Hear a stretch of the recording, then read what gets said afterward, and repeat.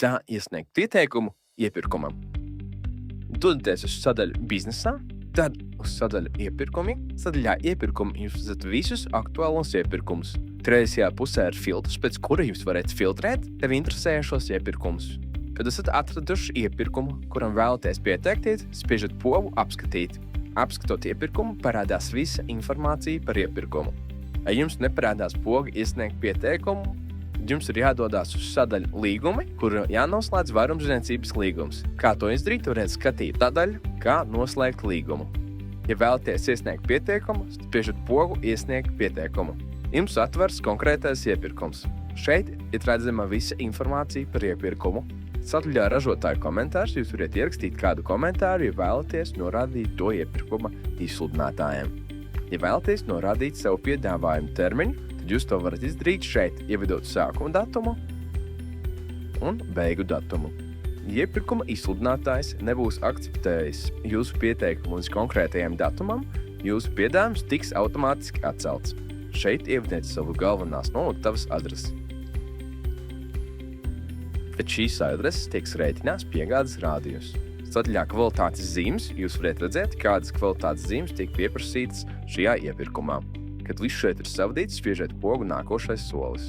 Sadaļā preces jūs redzat visas pieprasītās iepirkuma preces. Šeit jūs norādīsiet savas preces no jūsu produktu kataloga un ievadīsiet cenas. Šajā gadījumā tiek prasīti frī kartupeļi 100 kg. Iespējams pieteikt arī mazāku daudzumu, kas ir sākot no 50 kg, un kartupeļiem ir jābūt bioloģiskiem. Ja varat piedāvāt visu prasīto daudzumu, atstājiet atzīmi šeit. Ja vēlaties piedāvāt mazāku daudzumu, lieciet atzīmi citi apjomi, un jums atvērsies jauna sadaļa, kur norādīt savu piedāvāto daudzumu. Sadaļā preces izvēlaties savus produktus no jūsu ievadītā produktu kataloga. Šeit parādīsies tikai tās preces, kas atbilst konkrētajai pieprasītajai kategorijai. Ja vēlaties pievienot jaunu produktu, kurš šeit jums neparādās, tas jums jāizdara caur sadaļu produkti, jāpievieno jauns produkts sadaļā produkti.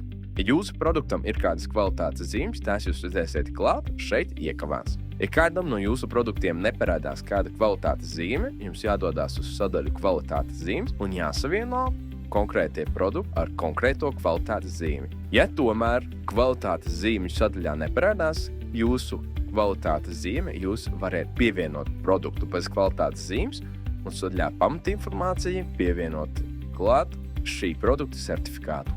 Izvēlieties produktu, vēlamo daudzumu un piedāvāto cenu.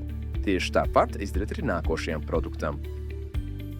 Kad viss savadīts, spiežat pogu nākamais solis. Šajā sadaļā jūs redzat, kādus piegādes nosacījumus vēlētos pircējs. Ja jums viss ir pieņemami, jūs varat atstāt sadaļu vispieņemam un ievadīt piegādes cenu. Ja tomēr jūs nevarat izpildīt visus piegādes nosacījumus, jūs varat norādīt savas piegādes iespējas. Un šeit jūs varat savadīt, cik daudz piegādes un kādas apjoms jūs varēsiet piegādāt uz konkrēto datumu. Piemēram, jūs šī situācijā varat šodien piegādāt 70 kg kartupeļus, bet cūgaļu jūs nevarat piedāvāt šī brīdī.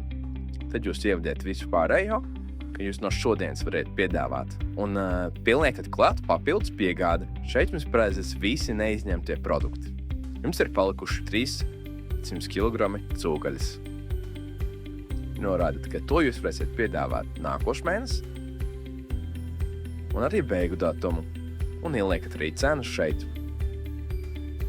Kad būsiet izvēlējušies visus produktus, jums pazudīs iespēja pievienot papildus produktus.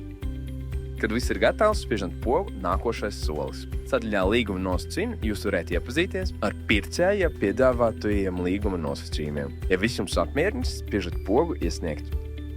Jūsu iepirkums ir veiksmīgi iesniegts. Sadaļā pieteikti iepirkumi jūs varat redzēt visus savus pieteiktos iepirkumus.